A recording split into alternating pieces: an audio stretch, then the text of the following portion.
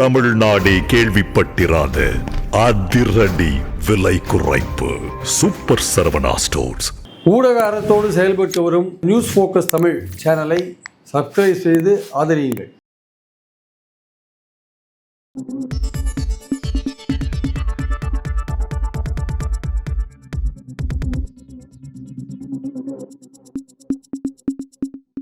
Sir வணக்கம். வணக்கம் sir. அதிமுகவுடைய பொதுக்குழுக்கு பிறகு அமித்ஷா அவர்கள் இனி அதிமுக எப்படி டீல் செய்ய போறாரு, குறிப்பா எடப்பாடி பழனிசாமி எப்படி டீல் பண்ண போறாரு? அமித்ஷா பொறுத்த மட்டும் என்டிஏ கூட்டணி ஆட்சி தான் அவர் பேசுகிறார். 2-3 நாளைக்கு முன்னாடி என்ன பேசினார்னா, மேற்கு வங்கத்திலையும் தமிழ்நாட்டிலையும் என்டிஏ கூட்டணி ஆட்சி அமையும் தான் பேசினார். கூட்டணி ஆட்சி இல்லை, கூட்டணி ஆட்சி அப்படின்னு தான் பேசினார். ஆனால் இவங்களை பொறுத்த மட்டும் அதிமுக பொறுத்த மட்டும் அவங்க என்ன நினைக்கிறாங்க, அதிமுக தலைமையிலான ஆட்சி.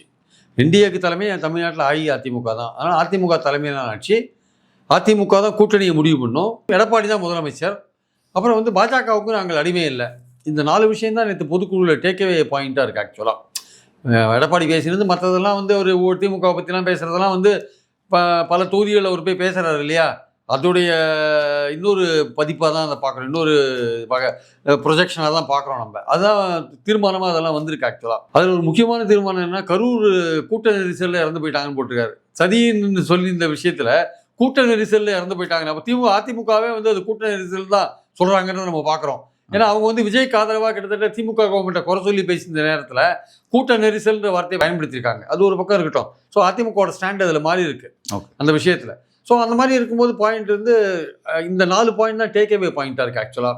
அப்போ இதை ஒவ்வொன்றா டீகோட் பண்ணி பார்க்கணும் நீங்கள். அதாவது அதிமுக தலைமையில் தான் கூட்டணி அப்படின்னா இந்த என்டிஏ அந்த பேச்செல்லாம் இங்கே வச்சுக்காதீங்க அப்படின்னு அமித்ஷா சொல்கிறார். தமிழ்நாட்டில் வந்தீங்கன்னா நீங்கள் இந்த ஏடிஎம்கேவோட அணின்னு தான் நீங்கள் பேசணும். இங்கே திமுக அணின்னு பேசுகிறாங்க, இந்தியா கூட்டணியில் பேசுகிறாங்க, அதனால் இங்கே அதிமுக அணின்னு தான் பேசணும். 2வது யாரை கூட்டணியில் சேர்க்கணும் அப்படின்றத நாங்கள் தான் முடிவு பண்ணுவோம். இதுவும் அமித்ஷாக்கு சொல்கிற மெசேஜ் என்னென்னா, நீங்கள் எதுவும் பண்ண வேண்டாம், நாங்கள் பார்த்துக்குறோம், யாரை சேர்க்கணும் யாரை சேர்க்க வேண்டாம் எங்களுக்கு தெரியும், நாங்கள் தினகரனை சேர்க்க வேண்டாம்னு நாங்கள் முடிவு எடுத்தால் நாங்கள் சேர்க்க மாட்டோம். அதனால் எங்கள் இஷ்டம் தான் தினகரனை சேர்க்காது. இப்போ தினகரனை சேர்க்க மாட்டாங்க அப்படின்றத ஏன் உறுதியாக சொல்கிறோன்னா, கூட்டணி நாங்கள் தான் முடிவு பண்ணுவோம்னு சொல்கிற அந்த நேரத்தில் தினகரன் ஏன் வரமாட்டார்னு நம்ம சொல்கிறோன்னா, எடப்பாடி முதல்வராக கேண்டிடேட்டாக ப்ரொஜெக்ட் பண்ணுற எந்த இடத்துல நாங்கள் இருக்க மாட்டோம் அப்படின்னு அவர் சொல்கிறாருல்ல, அதனால் தினகரன் வரத்துக்கான வாய்ப்புகள் நாங்கள் ரூல் அவுட் ஆகிடுச்சு. நாங்கள் தான் கூட்டணியை முடிவு பண்ணுவோம்னு சொன்னால் தினகரன் அங்கே கிடையாது. 3வது முதல்வர் பழனிசாமி. அப்போ முதல்வர் பழனிசாமின்னு சொல்லும்போது தினகரனுக்கு அங்கே வேலையே கிடையாது. தினகரன் அந்த மாதிரியான ஒரு பிரச்சாரத்தையே பண்ணவும் மாட்டார், அதை ஏற்றுக்கவும் மாட்டார். கட்சியை எடப்பாடியிலேருந்து பிடுங்கிறதா ஒரு வேலை ஆக்சுவலாக. அதில் தான் இந்த எலெக்ஷனோட நோக்கம், வர எலெக்ஷனுக்கு அவருடைய நோக்கம் அதுதான் ஆக்சுவலாக. 2வது பாஜகவுக்கு நாங்கள் அடிமை இல்லை அப்படின்ற ஒரு விஷயத்தையும் மறுபடியும் சொல்கிறார். அடிமை இல்லை அப்படின்னா இப்போ ஓபிஎஸ் அமித்ஷாட்ட போய் முறையிடுறார், மறுபடியும் அதிமுகவில் சேர்த்து விடுங்க அப்படின்னு முறையிடுறார். அந்த மாதிரியான ரெக்கமெண்டேஷன் ஏதாவது வந்ததுன்னா, விலக்கப்பட்டவர்களை சேர்க்கக்கூடிய விஷயங்கள் வந்ததுன்னா நாங்கள் சேர்க்க மாட்டோம், அவங்க சொல்கிறதை கேட்க மாட்டோம் அப்படின்றதான் பாயிண்ட்டு. ஸோ இதன் மூலமாக அந்த 4 விஷயங்கள் மூலமாக ரொம்ப தெளிவாக எடப்பாடி தன்னுடைய நிலைமையை சொல்லிட்டார். தினகரனையோ ஓபிஎஸ்ஸையோ மீண்டும் கொண்டு வர மாதிரி ஐடியா இல்லை, நாங்கள் தான் முதல்வர் கேண்டிடேட்டு, நீங்கள் முதல்வர் கேண்டிடேட் எங்கள் பேரை சொல்லி தான் பிரச்சாரம் பண்ணணும், எங்கள் தலைமையில் தான் கூட்டணி, அஇஅதிமுக தலைமையில் தான் நீங்கள் பேசணும்னு பாஜகவுக்கு டேர்ம்ஸை டிக்டேட் பண்ணிட்டார் எடப்பாடி. அதை அவங்க கேட்குறாங்களா கேட்க மாட்டாங்களான்றது இனிமேல் தான் புரியும் ஆக்சுவலாக. ஸோ நேற்று அவர் கிளியராக தெளிவுபடுத்திய விஷயங்கள் இதெல்லாம் தான் அவர் தெளிவுபடுத்திய விஷயங்கள். அவர் எடப்பாடியை பொறுத்த மட்டும் அவர் யாரையுமே சேர்க்கறதா இல்லை. ஏன்னா அவருக்கு பயமாக இருக்குது, அவர் பயப்படுறார். ஏன்னா இவங்கெல்லாம் வந்தாங்கன்னா குழப்பம் ஆகிடுன்றது ஒரு பக்கம் இருக்க, தன்னுடைய பதவிக்கு நாளைக்கு எலெக்ஷனில் தோத்துட்டாரு வச்சுக்கோங்க, அப்போ அவருடைய பதவியை சேலஞ்சு பண்ணுவாங்க எல்லாருமே. அதனால் அந்த தோத்தாலுமே நம்ம தான் தலைமை பொறுப்பில் கண்டினியூ பண்ணணும்னு அவர் நினைக்கிறார். அதனால் யாரையுமே அவர் சேர்க்குற மாதிரி ஐடியாவில் இல்லை. கேசி பழனிசாமியை சேர்க்கறதா ஒரு ஐடியா இருந்தது. ஓகே, செங்கோட்டையன் போன பிறகு அந்த கொங்குமண்டலத்தில் அவர் சேர்த்தா பெட்டர், அவரே கூட சேர்க்க மாட்டேன்ட்டார், வேண்டான்ட்டார். கேசி பழனிசாமி சேர்த்தா ஒரு ஆபத்தும் கிடையாது, அவரே வேண்டான்ட்டார். அப்போ அவரே வேண்டான்னு சொல்கிறவர் கட்சி ஆஃபீஸை அடித்து உடைச்சாங்கன்னு ஓபிஎஸ் மேலே குற்றம் சாட்டுறார். அவர் எப்படி சேர்ப்பார்? அவர் சேர்க்கறதுக்கான வாய்ப்பே கிடையாது. தினகரன் அவர் சேர்க்கறதுக்கான வாய்ப்பே கிடையாது. சசிகலா அது சேர்க்கறதுக்கான வாய்ப்பே கொஞ்சம் கூட கிடையாது. சசிகலா தான் சொல்லிட்டு இருப்பாங்க எல்லாரும் ஒன்று பண்ணணும்ன்ட்டு. ஆனால் இபிஎஸ் அதை பற்றி கண்டுக்கிற மாதிரியே தெரியல. அதனால் அமித்ஷாக்கு சொல்லப்பட்ட தெளிவான விஷயம் என்னென்னா, எங்கள் கட்சி விஷயத்தில் நீங்கள் தலையிட மாட்டீங்கன்னு நீங்கள் ப்ரெஸ் கான்ஃபரன்ஸே சொன்னீங்க, அதனால் இனிமேல் தலையிடாதீங்க, இந்த கூட்டணியை நாங்கள் பார்த்துக்குறோம், நாங்கள் தான் முதல்வர் கேண்டிடேட்டு, நாங்கள் யாரை கூட்டணியில் சேர்த்துக்கிறோம் நாங்கள் சேர்த்துக்கிறோம், நீங்களும் எங்கள் கூட்டணியில் இருக்கீங்க, அவ்வளோதான், இதுக்கு மேலே உங்களுக்கு ரோல் இங்கே கிடையாது அப்படின்றதான் பாயிண்ட்டுங்க. Right, okay sir. இப்போ இந்த அமித்ஷாவுக்கே கண்டிஷன் போட்டா எடப்பாடி ஓகே அந்த அளவுக்கு கண்டிஷன் போட்டிருக்காரு. Right, okay. இப்போ நான் அதான் கேட்குறேன், இந்த நிகழ்வை தான் அமித்ஷா கவனிச்சுட்டே இருந்தார். ஏன்னா அவருடைய அங்கேருந்து வரக்கூடிய செய்திகள் நம்ம இருக்கணும். போன வாரமே அமித்ஷா கிட்ட தமிழ்நாடு வர மாதிரி ஒரு பிளான் இருந்தது.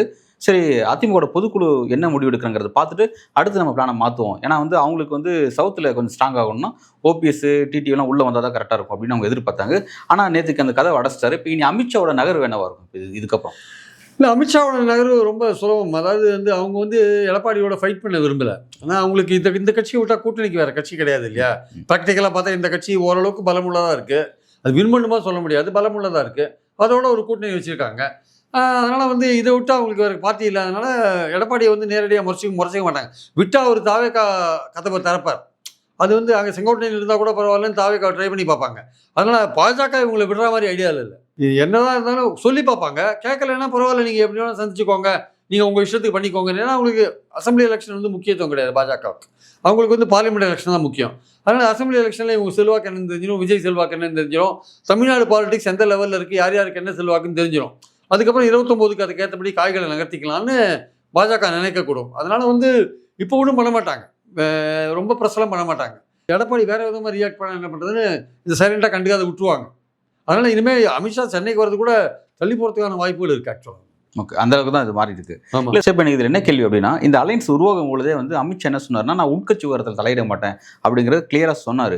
ஆனால் சொன்னதை அவர் காப்பாற்றல அப்படிங்கிறத நம்ம நிறைய முறை பார்த்தோம். பல இடங்களில் தலையிட்டு இருந்தாங்க, நம்ம பார்த்தோம்.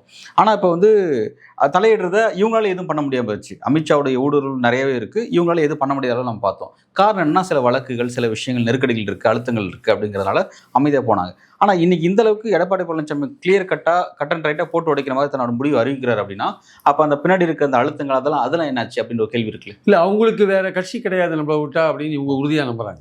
யார் அதிமுக உறுதியாக நம்புது, பாஜகவுக்கு நம்மளை விட்டா வேற ஆள் கிடையாது, இந்த அளவுக்கு ஓட்டு வங்கி வச்சிருக்கிற கட்சி இங்கே தமிழ்நாட்டில் வேறு யாரும் கிடையாது, அதனால் நம்மளை விட்டு அவங்க போக மாட்டாங்க, அதனால தைரியமாக நம்ம சொல்லலாம் அப்படின்னு இந்த விஷயங்களை தெளிவாக சொல்கிறார். ஆக்சுவலாக பாயிண்ட் என்ன, ஓபிஎஸ் தினகரனை உள்ளே சேர்க்க மாட்டோம், நாங்கள் தான் வந்து சிஎம் கேண்டிடேட்டு, எங்கள் தலைமையில் தான் கூட்டணி, இதெல்லாம் ஒத்துக்கோப்பா, வேறு ஏதாவது இங்கே வந்து என்டிஏ கூட்டணி தேர்தலுக்கு அப்புறம் நாங்கள் முடிவு செய்வோம், அமைச்சரவை அதெல்லாம் அந்த விஷயம்லாம் நம்ம பேசக்கூடாது அப்படின்ற மாதிரி தான் அவர் சொல்கிறார் ஆக்சுவலாக. ஸோ நம்மளை விட்டு அவங்க போக மாட்டாங்கன்ற ஒரு நம்பிக்கையில் தான் அவர் சொல்கிறார், நம்மளை விட மாட்டாங்கன்ற நம்பிக்கையில் தான் அவர் பேசுகிறார். தினகரனை வந்து ஏன் வந்து அதிமுக கூட்டணியில் வந்து எடப்பாடி சேர்க்க மாட்டார்ன்றதுக்கான காரணம் நமக்கு தெரியும். தினகரனும் அதில் சேர்றதுக்கு விரும்பலை, எடப்பாடியும் அவர் சேர்க்கறதுக்கு விரும்பலை. ஏன்னா அவர் முதலமைச்சராக இவர் விரும்பலை. அதனால் அவர் எப்படி இவரை சேர்த்துப்பார், ரெண்டு பேரும் ஒருத்தருக்கு ஒருத்தர் வீழ்த்துறதுல தான் இருப்பாங்க. அவர் வீழ்த்தணும்னு நினைப்பார், அவர் இவரை வீழ்த்தணும்னு நினைப்பார், அதனால் சேர மாட்டாங்க. ஆனால் ஓபிஎஸ் விஷயம் அப்படி இல்லை. ஓபிஎஸ் வந்து எப்படியாவது அதிமுகக்குள்ளே பூந்து ஒருங்கிணைப்பாளர் போஸ்ட்டை வாங்கணும்னு நினைக்கிறார் அவர் ஆக்சுவலாக. அதனால் அவர் பல விதங்களில் ட்ரை பண்ணுறார். கடைசியாக என்ன பண்ணார், அவங்க ஆதரவாளர்லாம் கூடி என்ன பண்ணாங்க, 15ஆம் தேதிக்குள்ளே நாங்கள் ஒரு முடிவு எடுப்போம் அப்படின்னாங்க. அதுக்கு நடுவில் தான் வந்து அமித்ஷாக்கு மெசேஜ் அனுப்பிட்டாங்க. அவர் அமித்ஷா போய் பார்த்தாரு, அப்புறம் அண்ணாமலையை விட்டு ஏதோலாம் பேசினாங்க. இப்போ நேற்று கூட்டத்தில் வந்து முன்னாள் மந்திரிகள், சில அதிமுக மந்திரிகள் என்ன பண்ணாங்க, நம்ம வந்து ஓபிஎஸ் பர்டிகுலர் அவர் அழைக்க வேண்டாம், விலகி சென்றவர்கள் இல்லை கட்சியிலிருந்து நீக்கப்பட்டவர்கள்லாம் மறுபடியும் வந்து கட்சியில் இணையலாம், ஏன்னா வந்து கட்சியை வலிமைப்படுத்தி நம்ம திமுக வந்து தீய சக்தி என்று சொன்ன எம்ஜிஆர் அவர்களாலும் ஜெயலலிதா அவர்களாலும் தீய சக்தி என்று சொல்லப்பட்ட திமுகவை இந்த தடவை வீழ்த்தியே ஆகணும், அதற்காக எல்லோரும் ஒன்றுபடணும், அதனால் கட்சியிலிருந்து விலகியவர்களும் விலக்கப்பட்டவர்களும் மீண்டும் வந்து கட்சியில் இணைய வேண்டும், கட்சியின் நன்மைக்காக கட்சியில் இணைய வேண்டும் அப்படின்ற மாதிரியான ஒரு தீர்மானத்தை வந்து கொண்டாடணுன்ற மாதிரியான ஒரு முன்னாள் மந்திரிகள் ட்ரை பண்ணி பார்த்தாங்க. அதாவது தங்கமணி போன்றவர்கள்லாம் ட்ரை பண்ணி பார்த்தாங்க, வேலுமணி போன்றவர்கள்லாம் ட்ரை பண்ணி பார்த்தாங்க, கேபி முனுசாமி போன்றவர்கள்லாம் கூட ட்ரை பண்ணி பார்த்ததா சொன்னாங்க ஆக்சுவலாக வந்து. ஆனால் வந்து அந்த மாதிரியான ஒரு தீர்மானத்துக்கே வந்து இவர் ஒத்துக்கலை, யார், எடப்பாடி ஒத்துக்கலை. இன்ஃபேக்ட் பார்த்தீங்கன்னா வந்து சிவி சண்முகம் மூலமாக வந்து ரொம்ப மோசமாக பேசியிருக்காரு. இங்கே துரோகிகள்லாம் இருக்காங்க, கூட இருந்தே குழி பறிக்கிறாங்க, இங்கே வந்து உளவு பார்த்து சொல்கிறவங்களாம் இருக்காங்கன்ற மாதிரிலாம் பேச ஆரம்பிச்சிட்டார். அது மாதிரிலாம் வந்து சிவி சண்முகம் பாஜகவே கடுமையாக அட்டாக் பண்ணுற லெவலில் தான் சிவி சண்முகம் நேற்று பேசியிருக்காரு. ஸோ இந்த மாதிரி இருக்கும்போது அந்த ஒற்றுமைக்கான தீர்மானம் நேற்று வரல. அந்த ஒற்றுமைக்கான தீர்மானம் வராதது மூலமாக இதுவும் ஒரு விதத்தில் வந்து அமித்ஷாக்கு கொடுக்கப்பட்ட மெசேஜ் தான், நாங்கள் ஓபிஎஸ்ஸை சேர்த்துக்கிறதா இல்லை, விலக்கப்பட்டவர்களை யாரையும் சேர்த்துக்கிறதா இல்லை அப்படின்ற விஷயம் இந்த தீர்மானம் கொண்டு வராதன் மூலமாக இதையும் வந்து அமித்ஷாக்கு அவர் கன்வே பண்ணியிருக்கார், யாரையும் நாங்கள் சேர்க்கறதுக்கு ரெடியாக இல்லைன்ற விஷயத்தையும் கன்வே பண்ணியிருக்கார். ஓபிஎஸ்க்கான ஆப்ஷன் என்ன சார் இதில்? ஓபிஎஸ்க்கான ஆப்ஷன் இனிமேல் ஒரு தனி கட்சி ஆரம்பித்து அவர் ஏதாவது விஜய் கூடயோ திமுக கூடயோ ஒரு உறவு கொள்வதற்கான வாய்ப்பு தான் இருக்கிறது, தேர்தல் உறவு கொள்வதற்கான வாய்ப்பு தான் இருக்குது.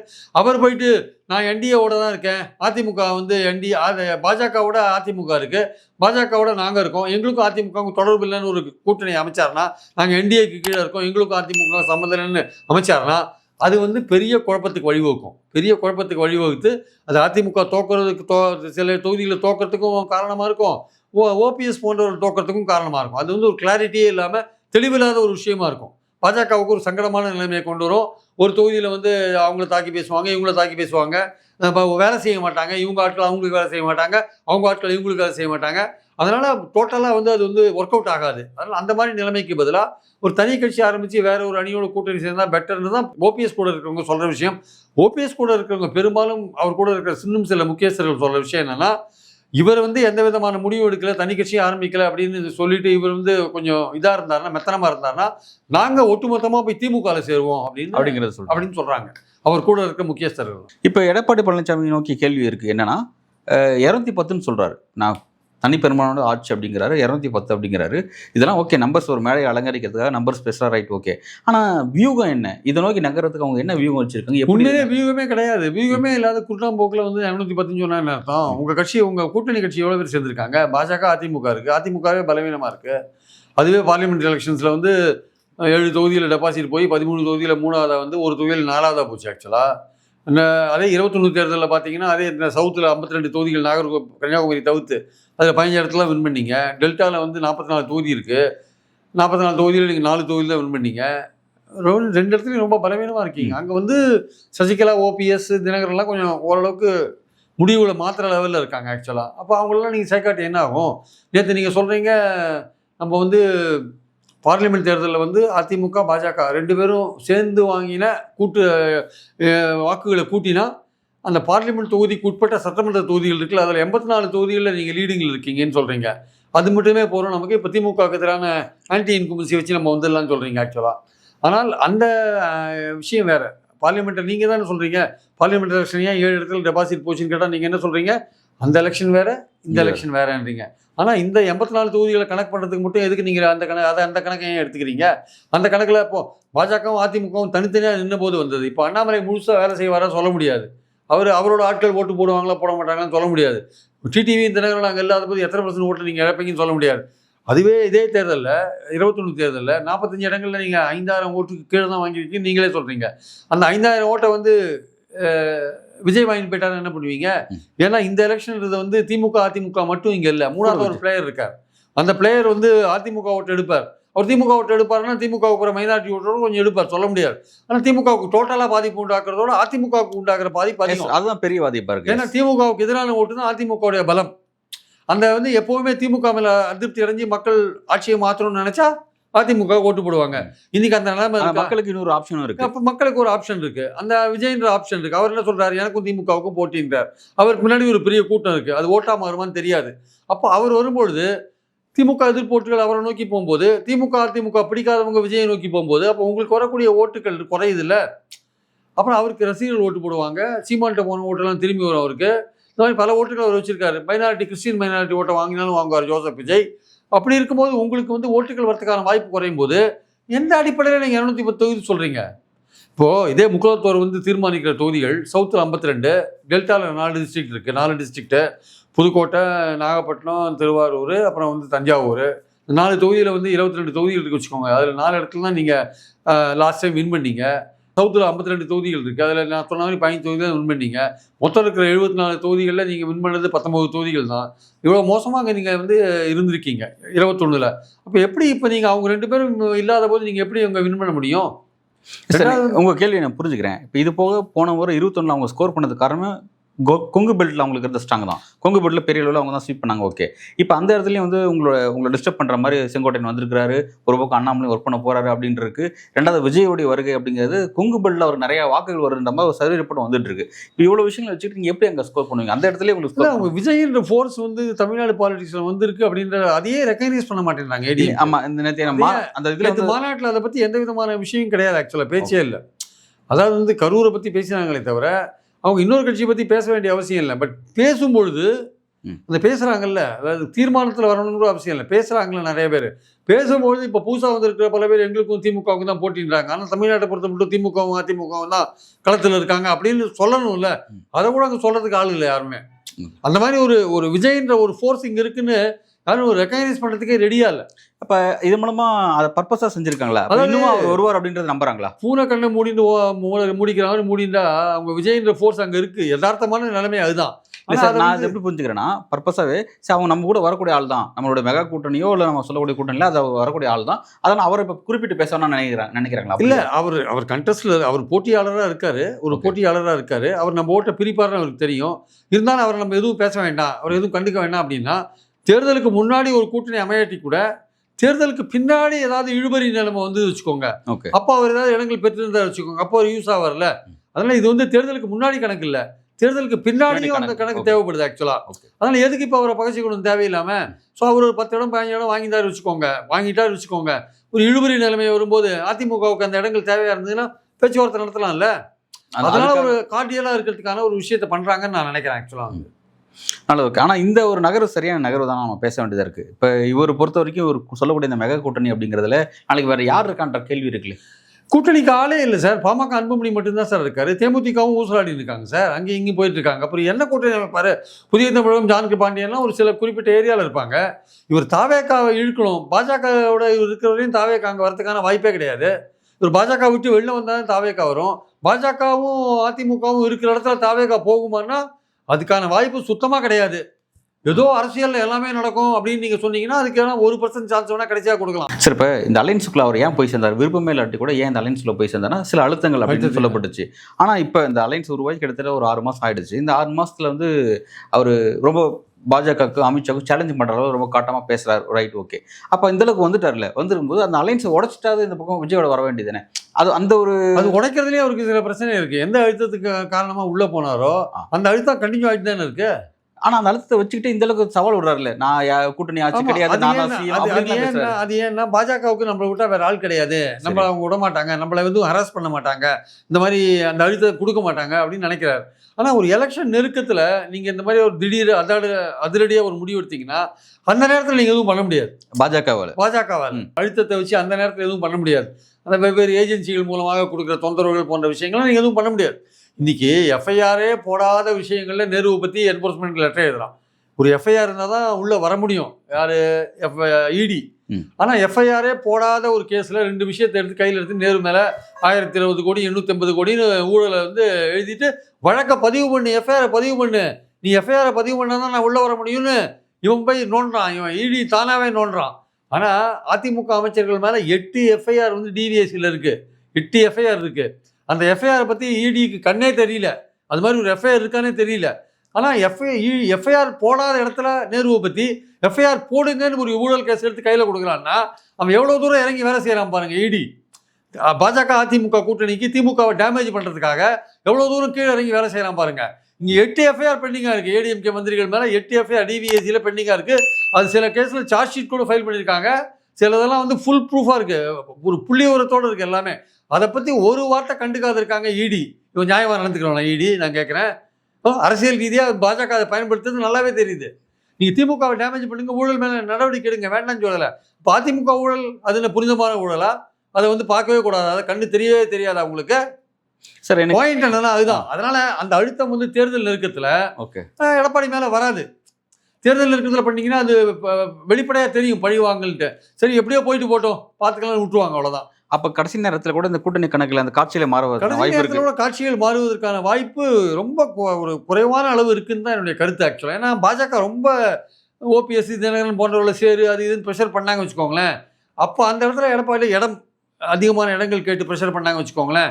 அந்த இடத்துல வந்து எடப்பாடி கொஞ்சம் வேற மாதிரி பிஹேவ் பண்ணாருன்னா தேர்தல் நெருக்கத்தில், அதாவது தேர்தலுக்கு 40 நாள் தான் இருக்குது, நோட்டிஃபிகேஷன் போட போகிறாங்க, நாளைக்கு போட போகிறாங்க அப்படின்ற அந்த லெவலில் பண்ணாருன்னா அதை வந்து பாஜக அந்த இடத்துல அந்த எடப்பாடிகிட்ட ரொம்ப விளையாட முடியாது ஆக்சுவலாக. அப்போ அவர் வந்து சரி தேர்தலில் சந்திக்கிட்டும் பார்த்துக்கலாம் விட்டுருவாங்க. சரி, அவங்க 2 பேரும் சேர்ந்து ஆட்சியை பிடிக்கிட்டு பார்த்துக்கலாம், எப்படியோ திமுக போனால் சரி, திமுகவை அகத்தினா சரின்னு அந்த ஆங்கிளில் பேசாமல் இருந்துருவாங்க. கூடிய மட்டும் அதிமுக விடாமல் பார்த்துட்டு அதோடய போகிறதுக்கு ட்ரை பண்ணுவாங்க. கொஞ்சம் அழுத்தம் கொடுத்தும் பார்ப்பாங்க. இல்லை அழுத்தத்தை ஏற்றுக்கலன்னா விடவும் செய்வாங்க. எடப்பாடி தான் முடிவு பண்ணணும் கடைசியில், இவரை விட்டு நம்ம போய் தாவேக்காவோட போகணுமா அப்படின்னு.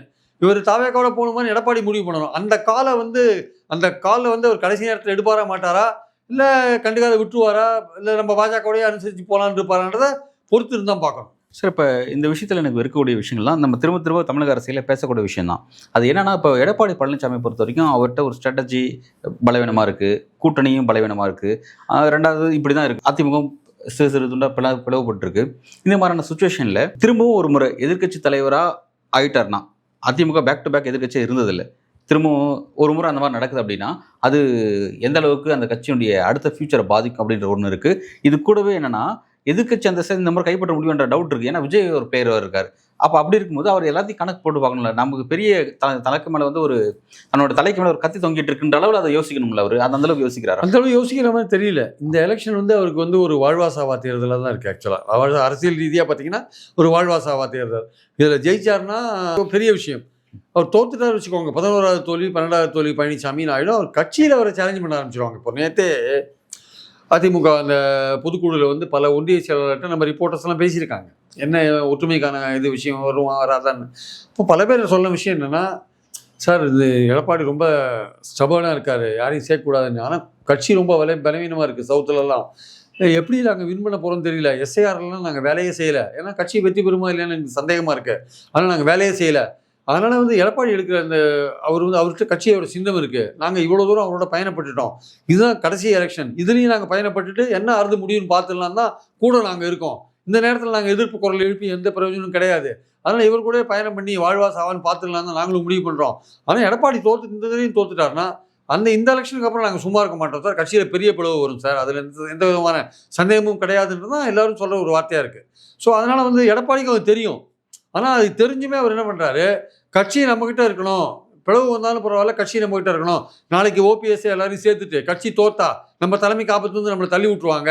ஸோ யாருமே இல்லாத இருக்கும்போது நம்ம தான் தலைவராக தொடர்ந்து இருக்கலாம்னு அந்த எண்ணத்தில் வந்து ஒரு கட்சி நம்மக்கிட்ட இருந்தால் போகிறோம், ஒரு பேருக்காவது ஒரு கட்சி நம்மக்கிட்ட இருக்கணும். அது கட்சி பிளவு பற்றி எப்படி ஆனாலும் பரவாயில்ல, ரெட்டையரிச்சனும் நம்மக்கிட்ட இருக்கணும், பேருக்காவது கட்சி நம்மக்கிட்ட இருக்கணும். அந்த எண்ணத்தில் அவர் இருக்காருன்னு பல அதிமுகவோட நிர்வாகிகள், இடைநிலை நிர்வாகிகளே நினைக்கிறாங்க. அவங்களும் வருத்தத்தோடு தான் இருக்காங்க. வேறு வழியில் நாங்கள் இதோட கன்டினியூ பண்ண வேண்டிய கட்டாயத்தில் இருக்கோன்ற நேரத்தில் அவங்க இருக்காங்க. அதை புரிஞ்சுக்காம வந்து எடப்பாடி வந்து வீராவேசமாக பேசிட்டு இருக்காங்க. சார் அடுத்த கட்ட அரசியல் எதை நோக்கிங்க அதை பொறுத்து வந்து பார்க்கலாம். நன்றி.